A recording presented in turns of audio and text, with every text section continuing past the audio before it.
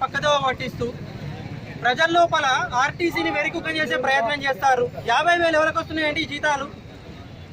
12,610 basic ఉన్నటువంటి కార్మికులను 4,000 జీతం ఉన్నప్పుడు 44% స్కేలు అది 2013లో ఇవ్వాల్సింది 2015లో ఇచ్చి దాన్ని చూపిస్తూ ఈ రోజున 50,000 జీతాలు వస్తున్నాయి అయినా ధరలకు దిగుతున్నారు అని చెప్పేసి ఉన్న ఆస్తుల్ని అన్యాక్రాంతం చేయడానికి జీవన్ రెడ్డి గారికి, కరీంనగర్లో వినోద్ కుమార్ గారికి, టీఆర్ఎస్ ఎమ్మెల్యేలకు తొత్తులుగా మారి ఉన్న ఆర్టీసీని అన్యాక్రాంతం చేయడానికి, ఆర్టీసీ ఆస్తుల్ని దిగమింగడానికి కార్మికుల పైన అనవసరమైనటువంటి అబండాలు వేస్తూ 50,000 వస్తున్నాయని ప్రజలకు వింత ధోరణి తీసుకుపోయి మా పైన ఇట్లాంటి వ్యతిరేక ధోరణి తీసుకురావడం న్యాయం కాదు.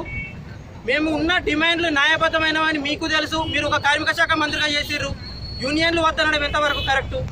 ఒక కార్మిక శాఖ మంత్రిగా చేసినప్పుడు ఏ యూనియన్లు మిమ్మల్ని కాపాడినాయి? ఏ యూనియన్లతో మీరు ఇక్కడ దాకా వచ్చారు? సకల నెలల సమ్మెకు ముందు మీ నోటితోటి మీరు ఇక్కడితే చూసుకోండి, 2 నెలల ధోరణి పాటించకండి. సకల జనుల సమ్మెకు ముందు ఆర్టీసీ కార్మికుల పైన బైండ్ ఓవర్ కేసులు పెడతా అని చెప్పేసి మీరు బెదిరిస్తా అంటుర్రు. మా కార్మికులు సామాన్యమైన వాళ్ళు కాదు.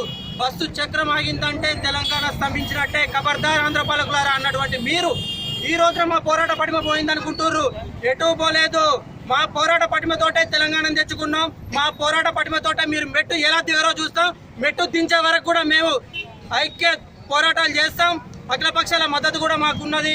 ప్రతి ఒక్కరు కూడా సహకరిస్తారు. ఇది మరో సకల జిల్లా సమ్మె చేయడానికి ప్రతి ఒక్కరు నాకు తోడుగా ఉంటారని మేము అనుకుంటున్నాం. ఆర్టీసీ కార్మికులం అంత ఆషామాషి కాదు.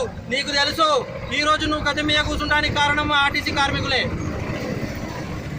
దయచేసి ఇప్పటికీ కూడా ఈ సమస్యలు పరిష్కారానికి మీరు ముందుకు రాకపోతే మీరు ప్లాన్ ఏ, ప్లాన్ బి అంటూరు. మా దగ్గర ప్లాన్ జడ్డు వరకు కూడా ఉన్నాయి.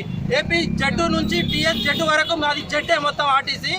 ప్లాన్ ఏ టు జడ్డు చూపిస్తామని చెప్పేసి మేము మీకు ఖబర్దార్ కేసీఆర్ అని చెప్పి చెప్తున్నాం.